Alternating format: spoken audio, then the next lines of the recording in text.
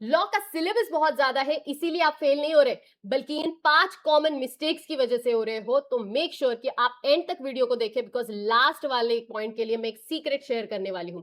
सबसे पहला पॉइंट आता है आपका कॉमन बेसिक मिस्टेक कि आप फ्लो ऑफ द आंसर गलत लिखते हो। जहां पे केस स्टडी बेस्ड क्वेश्चन में provision, facts of the case and analysis and conclusion, ये एक फ्लो होता है। और डायरेक्ट बेस्ड क्वेश्चन में सबसे पहले आता है introductory part, then main answer आपका, और एक लास्ट में कंक्लूजन लाइन। तो इस हिसाब से आपने फ्रेम करना चाहिए आपके आंसर्स का। Second and the most important होता है लीगल कीवर्ड्स। यानी कि बच्चों को लगता है कि हमें एग्जैक्ट इंस्टीट्यूट का मॉड्यूल रट्टा मारना है और वैसे का वैसा लिखना है। ऐसा नहीं है। मैंने ऐसे स्टूडेंट्स को देखा है जिन्होंने एग्जामिनेशन स्कोर किया है, वो भी बस लीगल इंग्लिश यानी कि लीगल कीवर्ड्स को अपने बेसिक ग्रामेटिकली करेक्ट था, लेकिन ग्रामेटिकली करेक्ट इंग्लिश में लिखते हुए, और उसकी वजह से उन्हें क्या मिला है, एग्जामिनेशंस मिले हैं।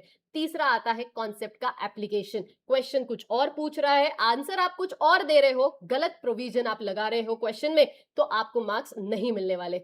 फोर्थ आता है आपका प्रैक्टिस। बच्चे सोचते हैं हम 2-4 क्वेश्चन लिख देंगे, 10 क्वेश्चन एंड आंसर्स की प्रैक्टिस करेंगे और हमें लॉ बहुत अच्छे से याद आना चाहिए और लिखने आना चाहिए इन द एग्जाम।